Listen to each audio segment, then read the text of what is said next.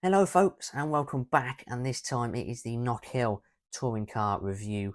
Um, First and foremost, it is not a positive note to start on. The time I'm recording this, news has broken recently of Catalan Plato Racing going into administration. Um, Continued to race throughout the remainder of the season. They're on the entry list, of course, for Donington this weekend, but not down as Catalan Plato Racing, but just Cataclean Racing. Um, it's just devastating for everybody involved. Everyone at the team, obviously Jason in particular. I'd imagine it's a big hit for Robo as well. Obviously, him being co-owner and good mates with Jason. Um, yeah, all the staff there, obviously all people in the paddock. That they're there on the weekend basis. It's not good for us fans. It's not good for the sport in general, really. A departure of one of the greats, if not the greatest, from the paddock once again. Um, I mean, all I can hope now is that something is figured out with the team so they can progress past this season. I'd like to think the fact that they are dragging this out, if they can, would suggest that they're not going to just drop it. They will look to push and rebrand and go again next year. Um, but yeah, see, with Jason, I'll be lying if I said I wasn't a bit worried. Given where he was before he started this team up. Um, he was in a very, very dark place, which I won't go into that much, but he's just got to know that every single fan it just wishes him the best, and I'm sure they would offer to do anything if they could.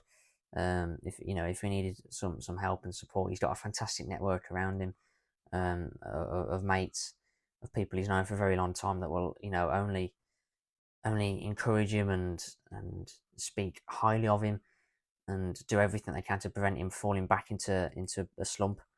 I don't know whether he's going to be at meetings for the remainder of the season. I don't know whether that's going to be a bit hard hitting now, obviously, with his departure from the team. But at the end of the day, he went into that slump because he wasn't there. He wasn't there feeling the buzz, feeling the high of the paddock, feeling the high of trackside, which he's lived on. He has literally made a living out of it and has thrived in it as well.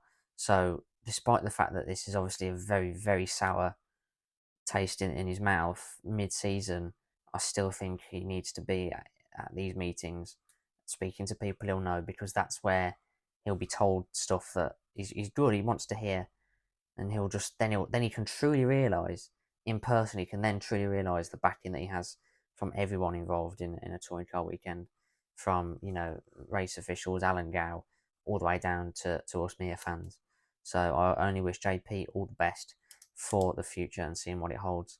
And obviously, what's even more just bonkers is the fact that Knockhill was the best weekend that they'd had. Obviously, the 1-2 that the performance across literally qualifying, race to pole, all three races, it was their best performance yet. Thinking Knockhill was going to be their biggest bogey track of the calendar as well. That was not the case in the slightest. But they all put on a brave face because something like this doesn't come out of the blue. They'll have known that this was in the offing for a while. So to be able to sort of keep it under wraps until there's any official announcement and still, you know, acts as if everything's rosy, it was very impressive. Um, so yeah, qualifying Group 1 then. Let's get straight into it and try and focus on more of the positives of the weekend. Okay then, Adam Morgan and Dan Rowbottom topped the first group of qualifying, followed by Charles Rainford in it. But it was a bit of a bounce back weekend. It could have been better. Charles on the receiving end of some more bad luck actually as well, as you'll see later in race one. I think it might have been. Moffat was fourth after a very good showing in practice as well. That the single free practice session in the morning, he was very, very quick in that, as were his Audi teammates as well. James Dorling fifth, Tom Ingram sixth, Dan Camish seventh, with Aaron Taylor Smith eighth, Sam Osborne ninth, Josh Cook really, really struggling, and the race to pole didn't get any better for him. Lewis Gilbert was 11th. Obviously, this is his second weekend in touring cars. His home track now up in Scotland at Knockhill, and so he was looking to do a bit better than he did at Thruxton. And then Nick Halstead on his return to the championship rounded out your 12 for that one. Qualifying Group 2, Gordon Shedden. I mean, is there any better sight than seeing Flash up at the front at Knockhill? I don't think there is. Correct me if I'm wrong. Chris Smiley is second. Dow's Leon third, with Ricky Collard fourth, Mikey Doble and Dexter Patterson maybe a little bit under par compared to what they'd seen in practice in fifth and sixth. I'll just drop my pen on the floor. Tom Chilton is seventh, with Ash Sutton only managing eighth. A couple of lap times to have track limits, as you'd expect. It's Knockhill, it's Ash Sutton. He's always going to ride the curbs. If you remember last year, nearly actually rolling the car through the chicane, he had to turn out of it because that was the most air I've ever seen anyone get over that curve, I think. So yeah, Lewis Selby ninth and Nick Hamilton completed your 10. As for the race to pole, Morden with a beautifully managed drive, years of experience, and he put them all to good use there. Flash in second with Robo third, Smiley fourth, Rainford fifth, and DeLeon sixth, Doble seventh, Collard eighth, Ingram ninth, and Camish 10th. So Ingram outscoring Sutton in the quali race. Shedden and Rowbottom producing some fantastic action as you'd expect. Both very aggressive drivers. Shedden just getting out on top of this one.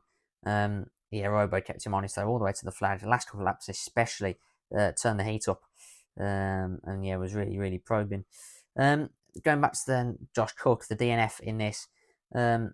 That big dip before the chicane is what he actually had an off there a couple of years ago in the Honda. This time though, it was contact with Alan Taylor Smith, so a bit of friendly fire there from the Toyota stable. Let's look at race one, and this was the dream, wasn't it? This was the 1-2 for them. Morden and Rowbottom with Shedden completing your podium. Sutton on the climb up to fourth. Well, we expect nothing less. Ingram fifth, Collard sixth, Patterson seventh, Doble eighth, Moffat ninth, and Osborne 10th. This was the only good thing really for Moffat this weekend. The P9 there. It was this one, of course, where Rainford had that bad luck that struck at Thruxton was just a write-off of a weekend for Rainford. And Knockhill here, bodywork damage, and he just had to pit because of it. He was trailing off the side or rear of the car, I can't remember. But yeah, he had to pit for that. And then Josh Cook was in the wars again.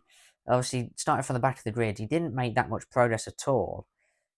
Usually a driver like Josh you'd expect come race 3 might be on a bit of a podium charge, but he only managed 8th in the reverse grid race. And he just coming down the hill into the hairpin, the final corner. Lewis Gilbert, obviously, looking to put on a show for the home fans, pretty much showed Cook the grass as Cook is on the boost trying to get down the inside. And Gilbert just shoveled him onto the grass. Cook could have had a monumental accident there. Did really well not to. But then I think in the very following lap, had exited the chicane and then coming up to the right-hander. Is it McIntyre's? Yeah, coming up to the McIntyre's. Is it? What's that corner name? I lost it. Hold on. Clark's. I was thinking Clark Curve, but I was like, no, that's Brands. So I got it wrong. But no, Clark's, yes. Okay, right. Into Clark's. And then just before they get there, Cook's gone for the inside again. And Gilbert's sort of braked early / closed the door. I think the contact was inevitable. There wasn't much Cook could do to avoid it. However, if Gilbert hadn't put him on the grass a lap ago, I think Cook would have tried harder to avoid it. And Gilbert was sent spinning off into the gravel, and that brought out a sort of relatively late safety car, which obviously the two up front would have been having kittens. But Morden beautifully controlled restart, had Robo behind him. Not going to do anything stupid. So that was race 1. Race 2, and Sutton gets his obligatory at least one win throughout a weekend, with Rowbottom second. Another podium for Mr. Ricky Collard. I can't praise him enough. Mikey Doble 4th, Adam Morden 5th, with Rainford 6th, Shedden 7th, Patterson 8th, Camish 9th, and Osborne 10th. Rowbottom back-to-back seconds. What's most impressive here in the race 2 is, of course, if you finish top 3 in the race 1, you have the hard tyre for the second race. So Sutton starting 4th, first driver on the soft tyre was always going to do well. And with Morden only dropping to 5th, Flash only dropping to 7th, and Robo maintaining 2nd, that was an incredible effort from all 3 of them that had to use the hard tyre from the front, particularly Dan Rowbottom. Quite a few pointers here. Lap 1 sort of up the DNFs, didn't it? First of all, for Aidan Moffat. He was unlucky. We've seen cars go off there. Just, you come through Duffer's Dip, through McIntyre's, Butcher's, and he's on that infield bit. It's where Cook went off a few years ago. Mike Bushell's been off there as well. It's quite a common place to go off. I don't know whether it was cold tyres or contact, but he's gone off, and it just finds a rut in the grass, and it flicks the whole load of mud up. Bonnet comes loose as well. Front end's a bit crunched. And yeah, unfortunately, it was still soaking wet grass from race 1 as well. So Moffat, there's nothing he could do really from that point onwards. And so that was DNF him. And then Tommy Ingram, a little bit further around the lap, through the chicane. Sutton was on his lap 1 charge, as you'd expect. He tried one round the outside on Morgan at the chicane, and obviously realised that wasn't going to work. So he had to back out of it, which then caused everyone to check up behind, and Shedden was one of them. And Ingram is literally, about a gnat's hair away from the back of Shedden's car. Shedden has to put the brakes on. Ingram just can't react in time, and hits the back of him. I can't think it was Paul O'Neill or one of the pundits was saying it's probably about a 12 mile an hour difference for contact. There wasn't much of a gap either, so it was not that big a hit. And yet Ingram's front, the front of the car was done. Radiator buggered. Had to change the engine, and they'd already got the engine out by the end of the second race. It was a lot of damage for a very, very small hit. There's a couple of eyebrows raised at the whatever they're doing to the back of that Toyota for it to be an absolute juggernaut. But there we go. I'm sure what they're doing is within the rules. But yeah, more bad luck strikes Ingram. Obviously back out for race 3, salvaging a top 10. What else to mention? De Leon had an off as well. This was at Clark's. A bit of contact with Camish, saw him off in the barriers. He's able to dig it out though and carry on. And then I think back-to-back 10th places here for Sam Osborne. Obviously, I think the Thruxton video I was really, praising Senna Proctor and saying that Senna is a better driver than Sam. But this is a track that he's done well at in the last couple of years, and I feel like in a relatively, mediocre season for Sam Osborne, much as it was last year, he always seems to do well at Knockhill, and I don't know why, but you just have some sort of track driver combinations, don't you? Obviously, Cook and Thruxton. Obviously, this isn't to the same extent, but I feel like Osborne, if he's to have a good showing, it would usually come at Knockhill. And then if you think he got his win at Silverstone as well, so maybe just the latter end of the year. It just sometimes it can take a drive, especially this is a brand new car for him as well again now. So the momentum of Silverstone win, wow, he's the big hype.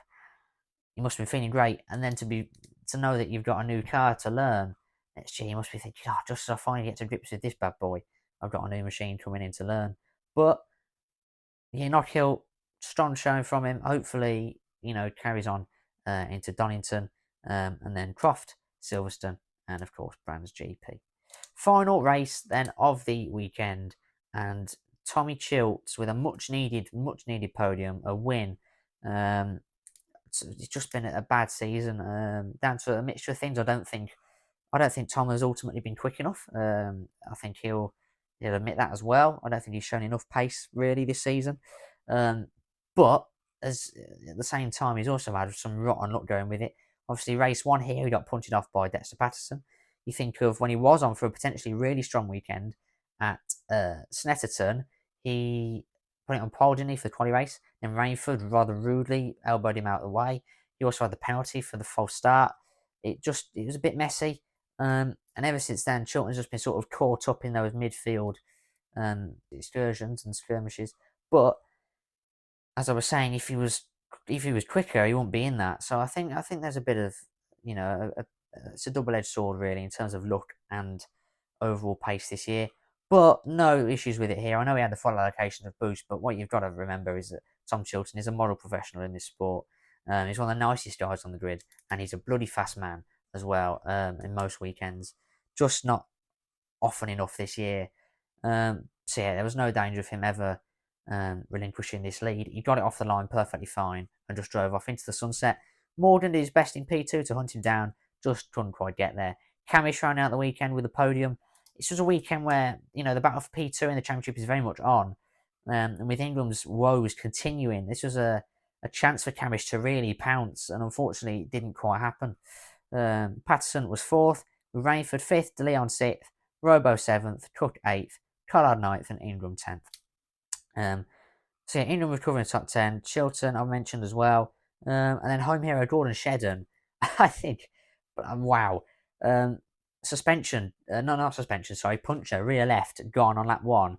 And it's coming through the chicane as well. Oh my word. Literally 90 degrees to the pack, and he somehow pulls it back round, keeps it pointing the right way. hell of a save. Yeah, somehow not a bigger accident. It wasn't even an accident. He kept it clean and got it back to the pits. But yeah, incredible stuff from him. And then another home hero, Dexter Patterson, P4, very, very close to his first ever podium. I think I'm right in saying that's his best ever result in the British Touring Car Championship. So onwards and upwards for Dexter here as well. This brings me very nicely onto the championship. With Ash Sutton now with an 81-point lead, I believe it is, with Tom Ingram in second. And Dan Camish has only 13 points, so that battle for P2 could really go down to the wire. Could see a bit of team play with Napa versus Ingram. Collard is 4th, Rainford 5th, Doble 6th, Cook 7th, Morgan 8th, Robot 9th, Shedden 10th. Morgan and Robo actually tied on points as well, which is incredible. Let's go to the teams. Napa lead Virtue, lead WSR, and Cataline Plato Racing. Powermax Racing in 5th, Laser Tools Racing in 6th, Restart Racing in 7th, and Speedworks Motorsport, still a one-car team really, aren't they, let's face it, in 8th. Independents, Mikey Doble leads Dowd Leon, Charles Rainford, Gordon Shedden, and Dexter Patterson as your top 5.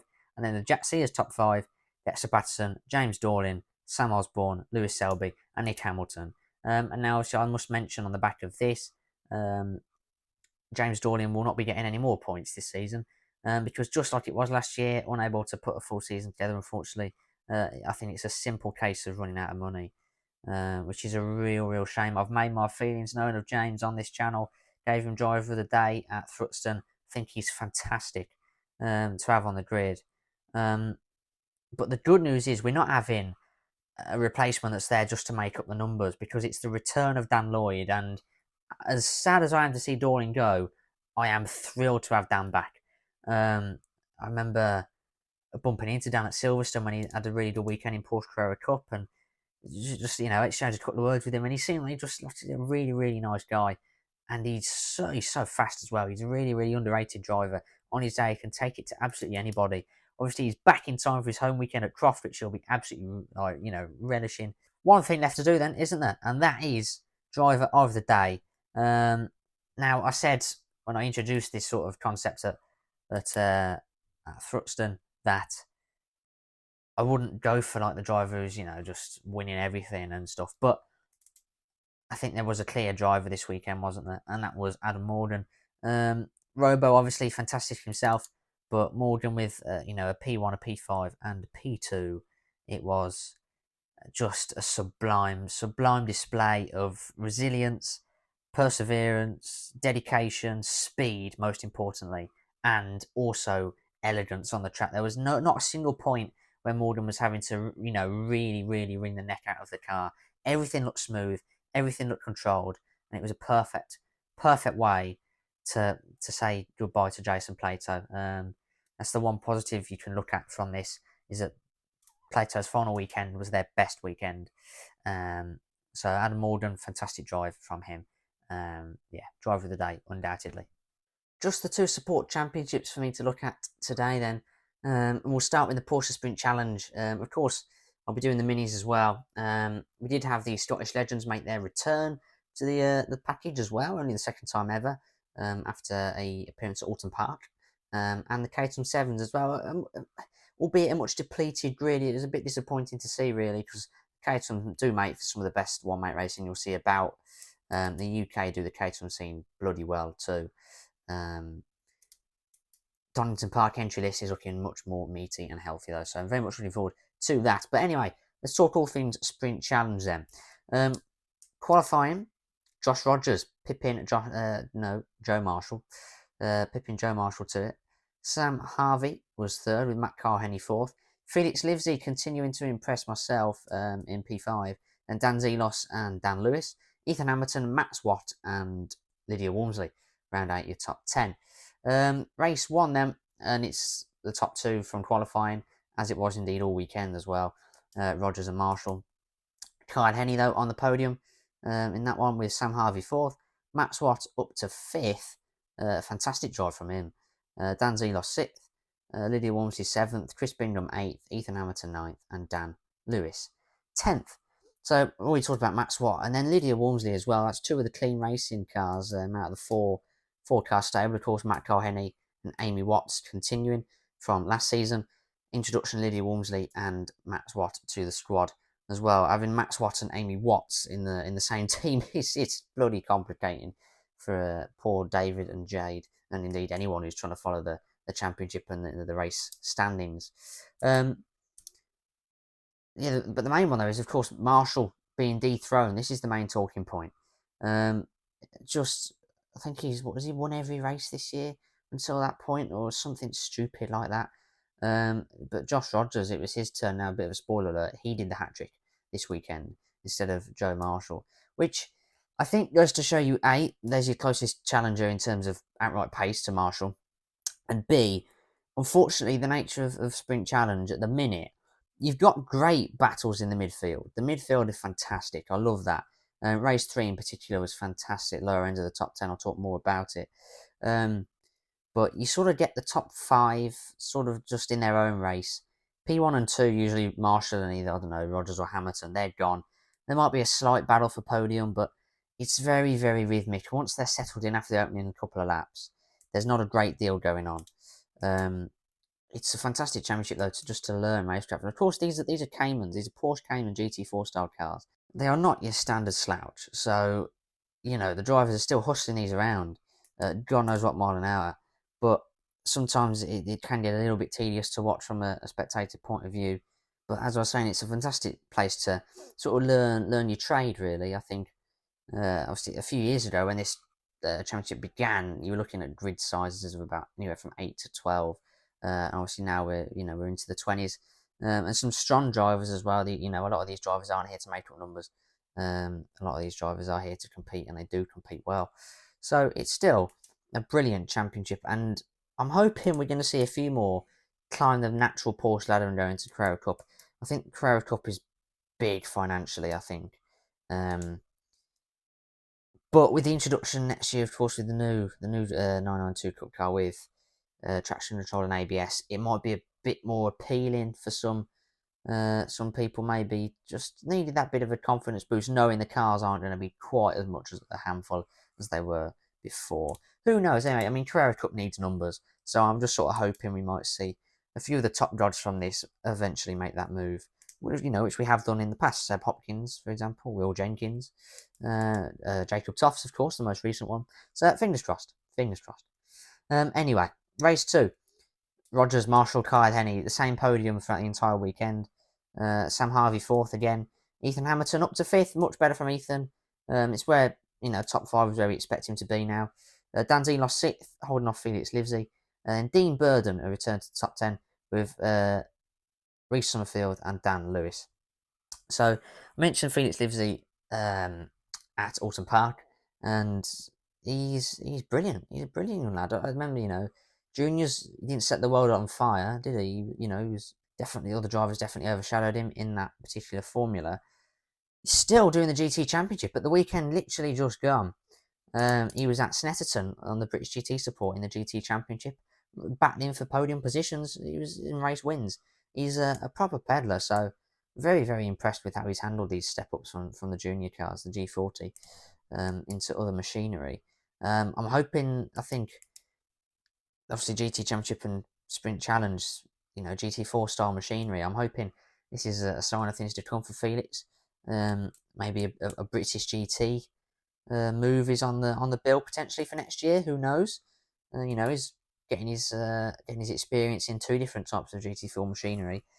I'm hoping he's going to carry on both his championships all the way down to the finale as well, because he's brilliant to watch, and the more the merrier, especially on the TOCA package in Sprint Challenge. I love seeing drivers come across and try things out, especially mid-season, because you think, oh, this could be interesting then. A few drivers, they know they won't be in the championship hunts, they can just throw spanners in the works, and try and race the rails off the car and just see what happens. Final race of the weekend, same podium again. Ethan Hamilton progressing to 4th this time, and Sam Harvey, Dan Z lost, Felix Livesey, Dean Burden, Reece Summerfield, Dan Lewis. Again, it's the same top 10, isn't it? There is little overtaking in this championship. These plus Alton Park, which I showed you last time. You can't argue with these results, but it is still enjoyable to watch. And this one particularly because Reece Summerfield made his Cayman about the width of a tank. It was incredible stuff. Dan Lewis was all over him, as well as other drivers. Bingham was in there, Walmsley was in there, Watts was in there. James Seal was creeping up towards the back as well. Just brilliant stuff. Every single time, I mean, up through Clark was the worst bit for Summerfield. He seemed to defend into that corner every lap when he didn't need to, compromising his own exit. But I think maybe internally he's thinking he's going to compromise Dan as well, and Dan will have to put the brakes on, and everyone else can. He's trying to back Dan up. Sometimes it works, other times it doesn't. It was a gamble, especially at a track like Knockhill. If Dan does pry that door open, you know, you are being mugged. You're losing 4 or 5 positions maybe. It happened to James Dorling in touring cars. But he just put it in all the right places. Lewis, not one for the reckless lunge, is Dan. But I was thinking he might have. That's what have to be done. Because, yeah, Reese was not budging. In the end, held on. Obviously allowed battles behind. Ended up with Amy Watts, bless her, spinning into the gravel at the chicane. Just a bit offline, taking going up to the sort of, you know, the crest at the right as you exit the chicane. She was a bit offline there. I think she was under pressure from someone behind. I think it might have been teammate, actually, Max Watt, thinking about it. And yeah, just offline. Bit too much speed in. Car rotated round on her. Into the gravel she went. But yeah, aside from Reece Summerfield, I want to talk about Matt Carl-Henny as well, because he is getting better every single time, every race meeting. I remember this time last year, he actually missed out Knockhill. It was a family occasion, I think. And he wasn't out of the title hunt at that point, and chose to miss the weekend for some other occasion, which was a strange one, but you know, fair play.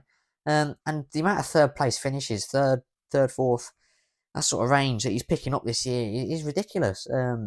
You know, aside from Rogers, Marshall, Ethan Hamilton can beat him on a good day. Matt Carl-Henny is just Mr. Consistent. It seems to be never getting involved in an incident, never have a track limits penalty. He is literally a definition of Mr. Consistent, and will just continues to deliver the goods for his team. So, a brilliant driver to have around the paddock and in the clean racing stable for them. Championship? Yeah, let's look at the championship before we do driver of the day. It's no surprise who I've gone with. RS Club Sport Pro then / overall championship. Marshall leads Rogers, leads Carl-Henny from Harvey. Harvey and Z lost tied on points there with Ethan Hamilton, Felix Livesey. Oliver Cottam, I'm assuming, has run out of funding budget for the second half of the season. Yeah, I haven't seen him since maybe Snetterton, I'm thinking now. Bit of a shame, actually, because Oliver's always a good one to have. Knocking about the top 10 as well. Then Lydia Walmsley, Chris Bingham, and Max Watt. This is harsh, you know. Lydia Walmsley and Chris Bingham in particular, 2 drivers that really come on strong lately, and they're still quite far down the standings there, which I find very, very harsh. RS Club Sport Am, Dan Lewis leads Dean Burden, leads Reece Summerfield from James Seal and Amy Watts. And then Club Sport, you got Dave Fairbrother. Mark McKenzie has leapfrogged Gracie Mitchell. She did not make the trip up to Scotland. Then Giancarlo Romano and Alistair Weston, who had a bit of a torrid time of it at Knockhill. Remember at Alton, he was, you know, going at it hammer and tongs with Romano. He was just being lapped multiple times a race at Knockhill. Don't know whether that's a car issue, lack of confidence, or a bit of both, actually. Alistair still being relatively new to car racing. Driver of the day then, of course, it's Josh Rogers, isn't it? You know, with the season that Marshall's had, the dominance he's shown, to be able to finally dethrone him and keep him dethroned for the entire course of the weekend as well. And remember, first season of actual car racing, all he's done before is sim racing. The Aussie has come over and, done an absolutely sterling job all season, particularly at Knockhill. So, fantastic job from Josh. And final part then of this video to end, it's the mini challenge JCW lot. I would say JCW Sport lot as well, but obviously with only 2 cars on the grid this year, that is not quite the case. Chris McKenzie actually, this is just a thought that's come to me now. Chris McKenzie did start in the JCW Sport and made his debut in the JCWs earlier on in this season, and now has vanished off the grid entirely. So that's a bit of a shame to lose McKenzie and Bitcoin Racing from the grid. Hopefully they'll make a return in the future. But qualifying, and Harry Hicton, sort of the man of the weekend really in terms of news, because he has moved from Manpower Motorsport to Accelerate, part of their driver development program, which is very, very exciting news for us as fans. and for Harry as well. It's a brilliantly high-profile move. Maybe this is, the start of something special for him on the ladder to touring cars or elsewhere, wherever he, wishes to go in the future. But very, very promising young driver is Harry. So if he keeps plucking away, I'm sure the future will hold something very, very nice indeed. Max Emerson for Pro Alloys was second, and his teammate Alex Solly was third. Nathan Edwards fourth, Tom Ovenden fifth, with Algieri, Porter, Hand, Gornall, and Campy rounding out your top 10. As for race 1, Harry Hitson took that with Max Emerson in P2. Nathan Edwards with a podium. Not too often have we been able to say it this season. I've mentioned before, Nathan's a driver who's got bags of talent and bags of potential, just hasn't been able to quite execute over the last couple of years, mainly because of a trouble-ridden car that just would not comply. However, this year it does seem to be a bit of pace as well. Obviously, it's a very, very competitive field. The top 10 that I've just read out in qualifying, every single one of those drivers, and a couple more outside the top 10 as well. I haven't mentioned Joe Tanner. The likes of him are more than capable of winning a race, not just a podium, but winning. Tom Ovenden, championship leader, was P4. Alex Solly, P5, with Harry Campy, Josh Porter, Ned Anthony. Good climb up the field there. Cam Richardson and Will Crooks completes your 10. Algieri and Charlie Hand with the 2 DNFs of note in this one. Obviously, Algieri, rookie this season, stepping up from the Coopers. Brilliant young lad. Again, just drivers, wherever you look on this field, young drivers that have got potentially very, very bright futures ahead. And Algieri, along with many other drivers, like I've said already, I could easily see being on the touring car grid one day. Race 2 then, Archie Johnson picking up a maiden win. However, it wasn't done on the road. It would have been a maiden win for Harry Campy. However, he was later shuffled back to P3 after some post-race discussions. Devastating stuff for Harry. But Archie Johnson, the beneficiary, he's not going to turn his nose up at this. And with Alex Solly P2, Harry Campy third, then with that reshuffling. Max Emerson fourth, Tom Ovenden fifth, with Porter in sixth. Then Hitson, Edwards, Richardson, and Crooks. So worth mentioning, Max Emerson's P4 is probably the most work he's ever had to put in for a P4, mainly because half of his car, it seemed to be missing. There was bits of front just trailing off the sides. It was like, as Paul O'Neill says in Commons, Richard's nose hair. The front bumper had gone. I think this was after a gravelly excursion somewhere along the lap. Quite early on as well, she spent most of the race defending from a long line of cars behind with a bit of a lighter car, shall we say, but with the front missing, you could see the understeer was chronic, but he did a very, very good job. What else to mention? In fact, you know what? I'm going to mention race 3 now then, with Alex Solly finally picking up his first win. A long time coming, obviously, very, very quick guy in the Coopers, was in the title fight for a couple of seasons running in that championship. Then coming up to the JCWs, I thought, this is fantastic, especially with Napa, but it just didn't quite work. He was a midfield runner at best, really, throughout the entire of the season. This switch to Pro Alloys has really sort of reset him, it would seem. Bring about a fresh Alex at the start of the 2026 year. And finally, all the hard work, all the resilience has paid off after some, many weekends of disappointment, really. Last season, it's a fantastic move for him. It's proven here with the win at Knockhill. Pro Alloys 1-2, Max Emerson bringing it home, closing the gap to Tom Ovenden at the top of the pile, of course, outscoring Tom in all 3 races at this meeting as well. So Max really taking it to him. Harry Hitson was third, with Nathan Edwards fourth, Harry Campy fifth. Obviously, he's so unlucky to have that race 2 victory taken off him. Tom Ovenden sixth, Josh Porter seventh, Ned Anthony eighth, Cam Richardson ninth, and Will Crooks 10th. So that is 3 races running. You've had Richardson 9th and Crooks 10th. And I thought I'd mention Will Crooks, actually. He had the onboard camera as well. He was in the sport class last year. Probably one of the slower guys in the sport. There was only about 5 or 6 last year. Obviously down to 2 now. But he was probably one of the slower ones, it must be said. But really holding his own. And on a good day, as we see Knockhill clearly was, he's fighting for top 10s. And it's really good stuff. The onboard was showing him he's a very, very measured driver, Will, behind the wheel. Don't remember him having any accidents really in the sport class last year either. And I can't remember any that he's been involved with so far this season. Just, maybe he's been on the Saturday races that aren't broadcast. I can't know. But yeah, incredible stuff from Will. Really, just consistently putting in the laps, putting in the work. Testing sessions midweek as well. Really, really worthwhile for a driver like Will. To just slowly chip away, hit all your apexes, and you're taking just those tenths, hundredths, thousandths off your lap time every single time, and eventually the fruits will come. So that is the races done. Final thing to mention then is the championship and Tom Ovenden with Max Edmondson closing him down. Let's say it's still a decent lead, but it is coming down. And Solly and Hitton with Algieri and Campi very, very close as well. Sam Gornall there. Nathan Edwards is 8th. Josh Porter, I don't know how Porter's 9th. Josh Porter being 9th absolutely baffles me. Again, it shows you how good these guys are this season. And then Charlie Hand rounds out your top 10. Now, I've just realised I haven't actually picked a driver of the day. So I'm going to do it now. Let's have a look. Who is worthy of driver of the day? Yeah, there we go. Alex Solly, of course.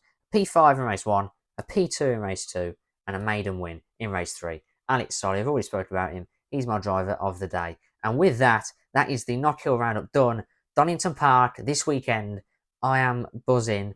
Well, actually, it won't be this weekend when the video's out, will it? But Donington Park, I'm going to be there. I can't wait. Let's have it. Thank you very much, guys, for watching. Please like and subscribe. We'll see you in the next one. Yes, let's go. Just the 2 support championships for me to look at today then. Oh my god. Oh, Jesus Christ.